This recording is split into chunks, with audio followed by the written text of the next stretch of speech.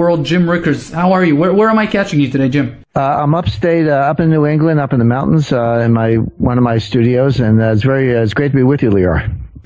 Listen, Jim, I want to get started with what's working in today's market. What are some of the most attractive assets for 2017? Well, Leo, the way I think about it, I have what I call a permanent portfolio, which is just a way to allocate wealth. It's what I do with my own money, and I recommend it to investors, that is robust to just about everything that could happen. I'm more of a global macro strategist. I'm not a stock picker. I don't recommend, buy this sector or that sector in particular. But my permanent portfolio would have, basically, it would be allocations of your investable assets. Now, I should define that term, first of all.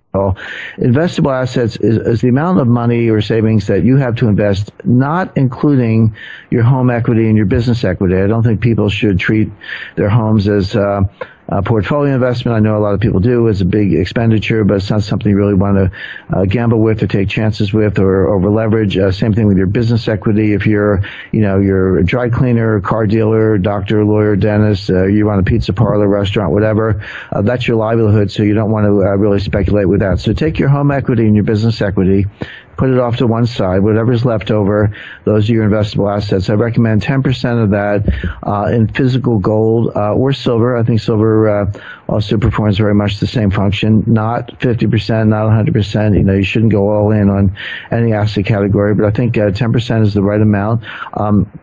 I expect gold to go up by a factor of, perhaps 5 to 10 in the matter of years. I'm not talking about 20 years. I'm talking 2 to 3 years in the next global financial panic. That's something I talk about in my books. My most recent book, The Road to Ruin, and also just coming out this week is the paperback edition of The Death of Money. Is a 2014 book. It's just coming out in paperback now with new material. So I talk about this in those books, and the point I make is that if nothing bad happens, and let's hope for that, you won't get hurt with a 10% allocation. But if a lot of these other asset categories collapse, that 10% gold and silver is your insurance. I also recommend cash, a large allocation to cash, maybe 30%. People are surprised to hear me say that. They go, "Wait a second, Jim, you're the guy talking about the death of money. Why would I have cash?"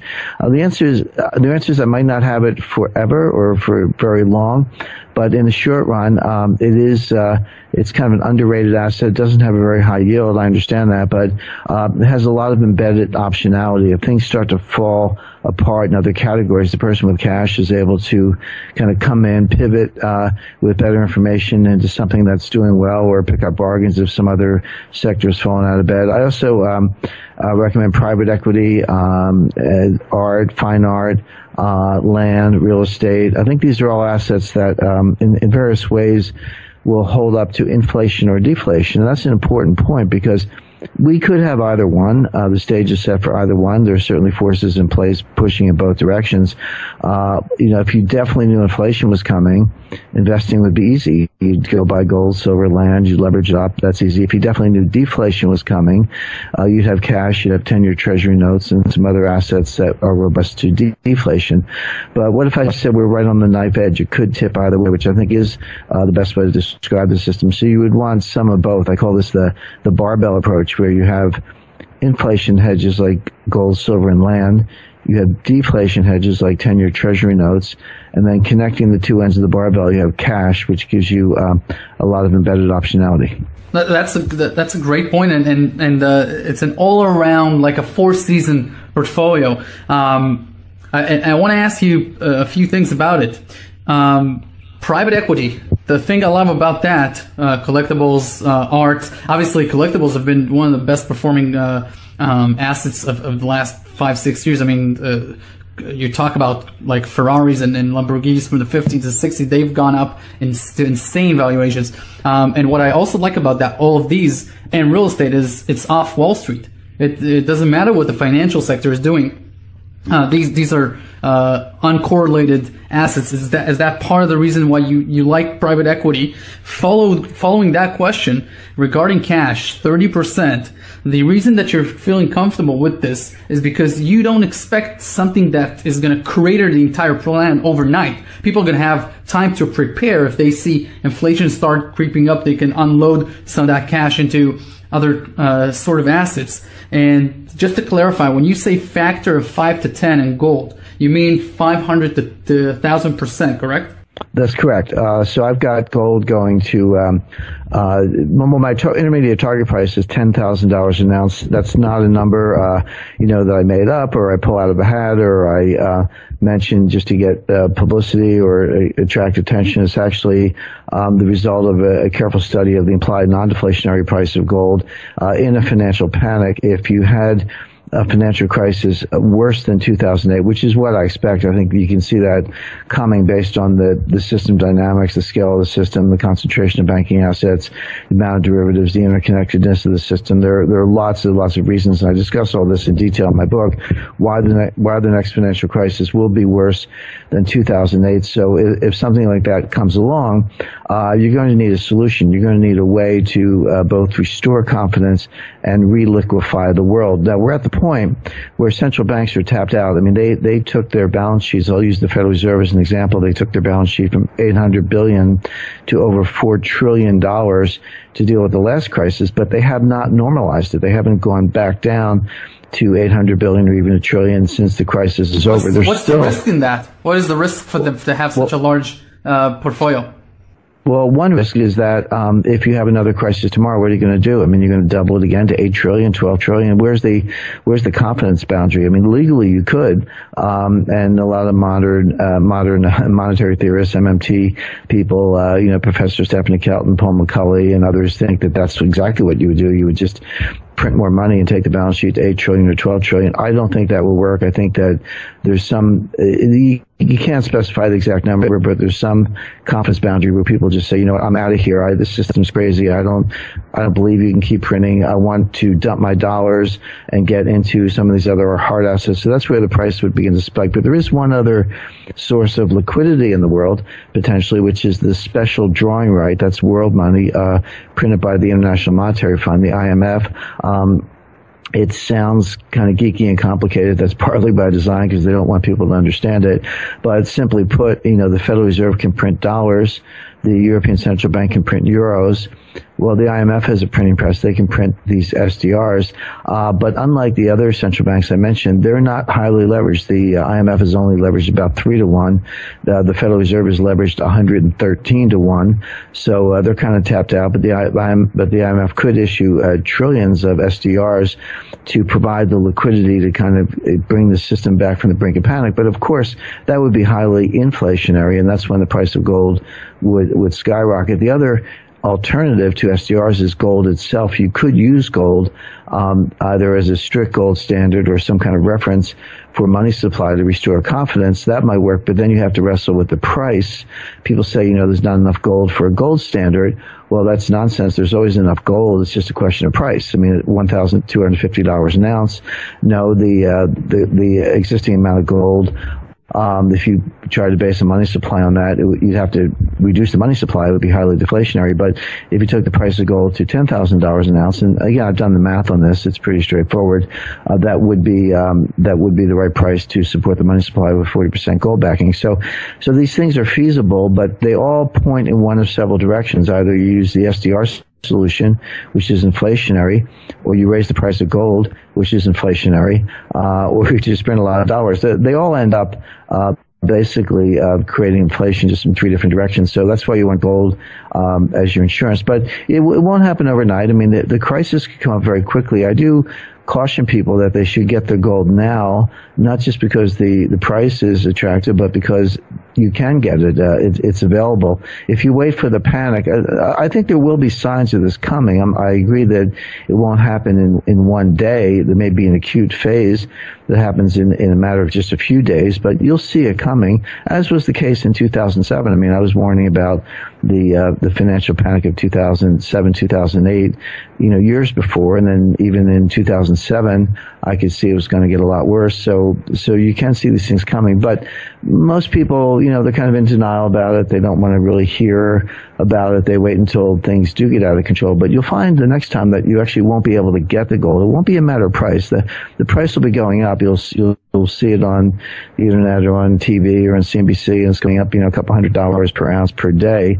You'll say, oh, gee, I better go get some gold. But you'll find that you won't be able to get it. The dealers will be sold out. The mint will be back ordered. So the time to get that is now. Now, Leo, on your earlier point about private equity and collectibles, I mean, those are two separate asset classes. When I say private equity, I'm talking about investing in companies, but not listed companies, not companies on the New York Stock Exchange or the NASDAQ, but, startup companies, technology companies, natural resource companies created by entrepreneurs where you can know the person you're investing with. It's still a form of investing. You're buying stock, but you're not relying on a stock exchange or an index or a broker for your liquidity. It's really just a contract between you and the entrepreneur starting the company. I think there are some attractive opportunities there. A little bit hard to identify, but the other one is fine art. I'm not necessarily a big fan of what people call collectibles, whether it's wine or Lamborghinis. Fine art, yes. But that's because fine art has a very, very long track record, really thousands of years, as being a very good store of wealth. The problem with it, a Lamborghini, it might go up, the dollar price might go up, but it's not liquid. I mean, try selling it in a panic, you won't be able to, or how will it preserve wealth through thick and thin. So the model portfolio is really gold, silver, land, cash, fine art, and private equity. I'm not saying don't have anything in the stock market, but I would keep that allocation relatively modest. And most of all, be nimble, stay informed. I mean, this is none of these things are set it and forget it portfolios. They're a good place to start, but things are changing daily. I think the fact that Trump's selection as president is a very significant change in the financial landscape in terms of potential response functions to future panics. So you need to, as I say, stay alert and stay nimble. Let's break down the biggest risks for the average person. Let's separate the question into four groups: the retirees, the people that are working but have insufficient savings right now, and then the third group would be basically people that are working and they're in peak earning years, so 35 to 55, 65, and they have they have money working in the markets, they have allocations. And the fourth group would be the millennial generation, just starting out, getting out of college. What would be the risks to these four groups separately? And more important than risks for listeners, what are some of the solutions that you're suggesting for people who are retiring right now, for people who are in low-paying jobs and just don't have a lot of savings, and then people that are that do have money but are afraid to risk it or lose it. And then the millennials that are now, they're experiencing this new populist president, not just in the U.S., but Europe is spreading to be more and more populist, and jobs are changing like never before. I mean, latest statistics are 6 jobs, 6 careers. By the time you're 44, you're going to change 6 careers. It's almost insane. So what are some of the risks and solutions you see for these 4 groups?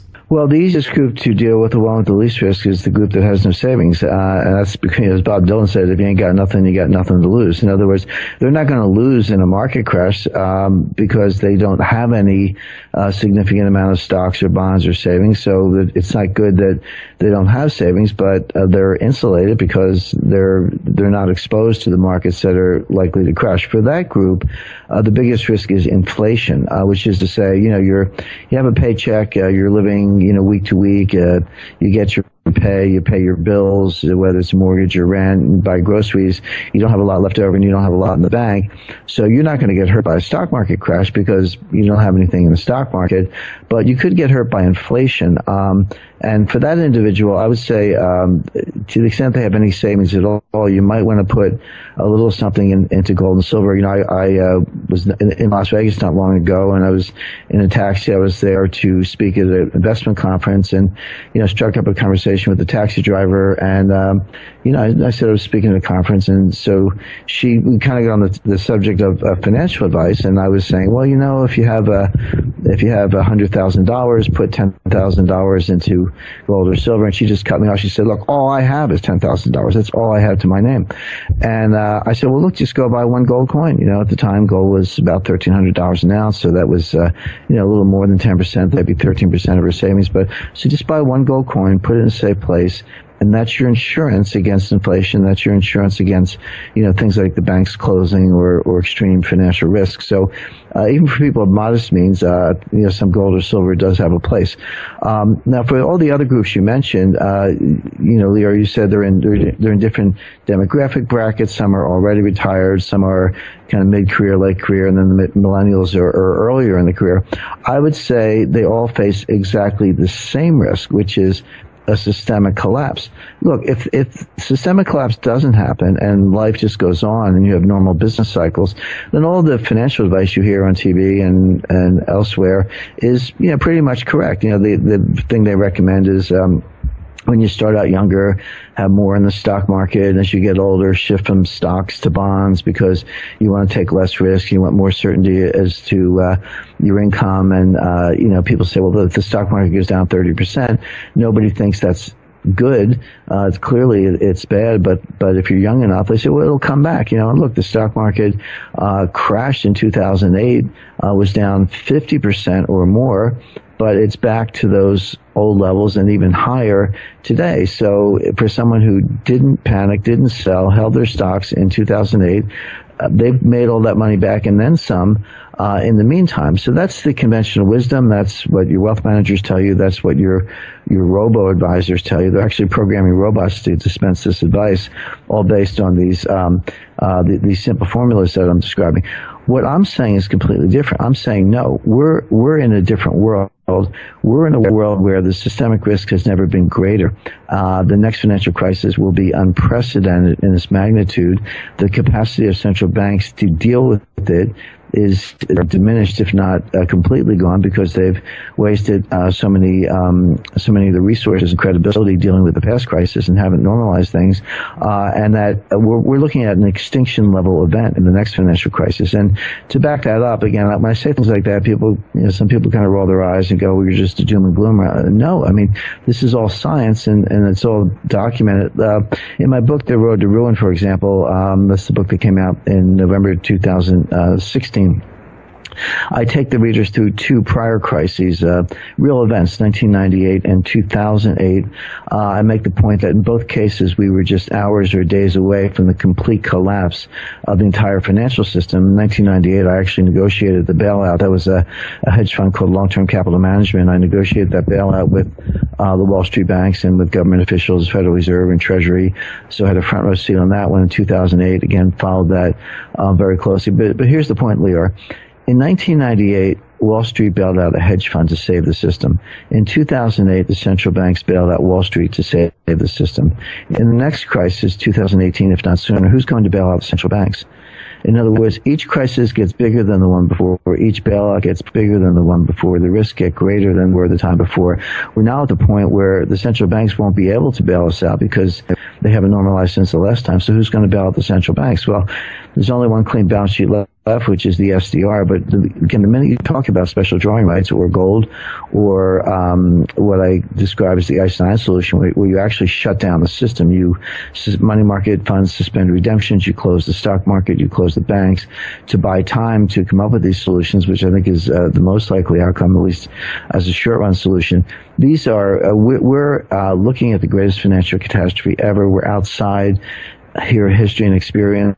We are outside the capacity of central banks to deal with it. So in these extreme outcomes, it doesn't matter if you're 75, 55, or 25, all of your normal financial assets are going to be either wiped out or suspended or reneged or inflated away. And if you don't have some of, the big three, which would be, precious metals, art, or land, you're going to be wiped out. So I think all those groups are facing the same risk from this, what I call extinction level event or threat to capital markets.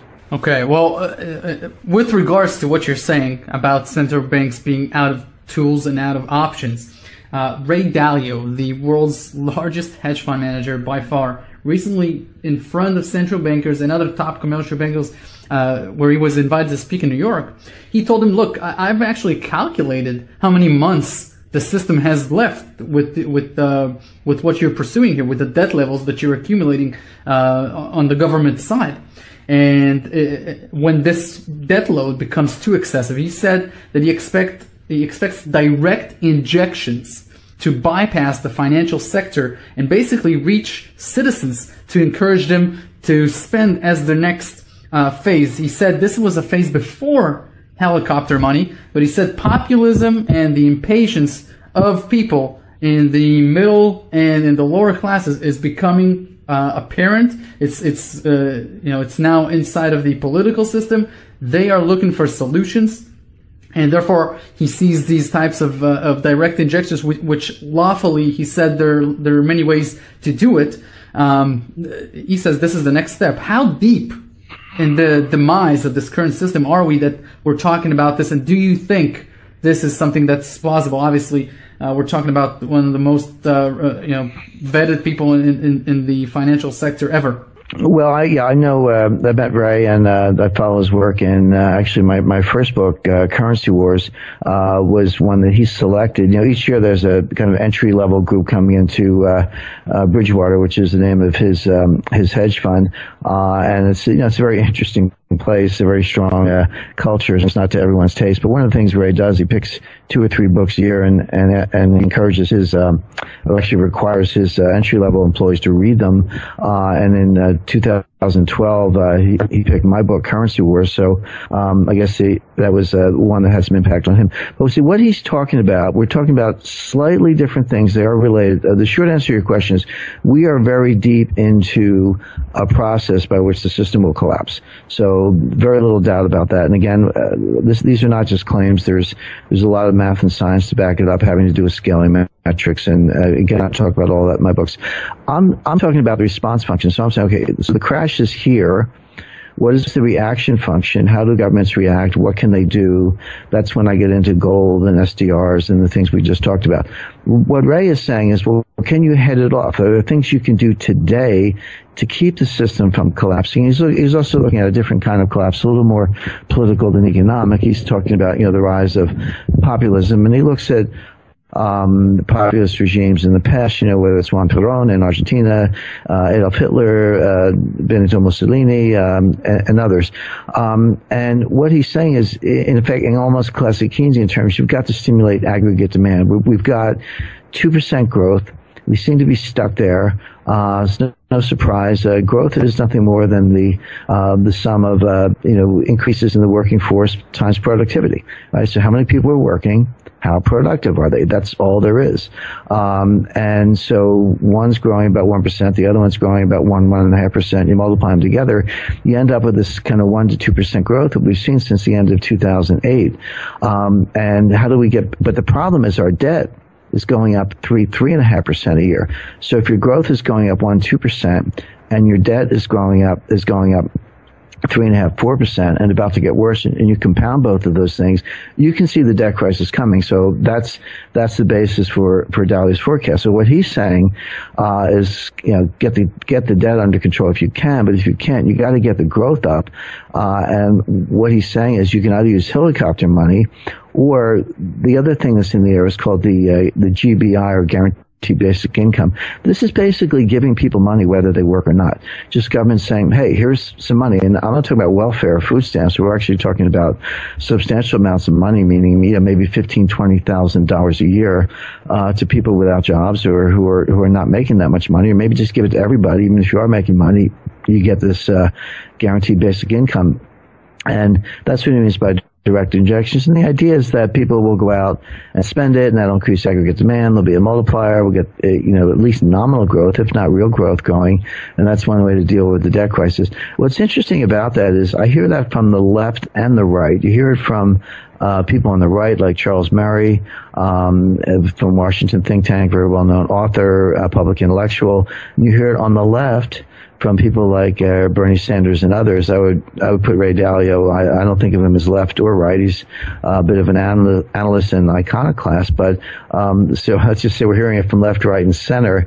So this is definitely one of these things that's coming. I mean, Joseph Schumpeter talked about it 50 years ago, writing in the or more than 50 years ago, writing in the 1930s and 1940s. He thought this was where society was going, but he predicted it 50 years in the future. He said. He said in the 1940s that we would be socialists by the year 2000. I think we are socialists. We just don't realize it. But this is sort of the ultimate realization of that. So I don't disagree with Ray's analysis, but we're looking at slightly different things. He's saying, how can we head off a crisis? And his answer is, let's increase aggregate demand by giving away money. What I'm saying is, we're not going to be able to head off the crisis. It's going to happen. And how do we survive it? My answer is have some physical gold and silver. Thoughts on cryptocurrencies, Jim? Yeah, I watch them. I look at the technology. I've been engaged with United States Special Operations Command down in Tampa to kind of interdict ISIS using cryptocurrencies to finance the Islamic State. So I'm pretty familiar with it.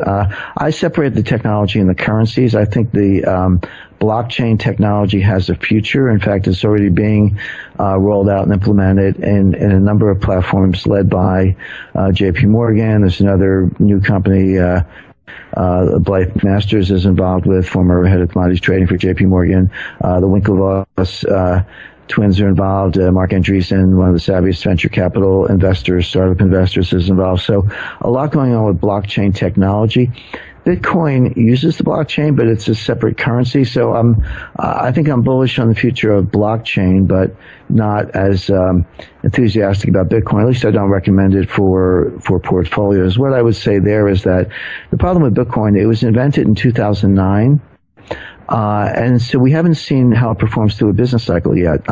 We've had nothing but global expansion since Bitcoin was invented. Now, it's been a weak expansion, but an expansion nonetheless. So Bitcoin has never gone through a business cycle. Bitcoin has never gone through a recession or a depression or a financial panic.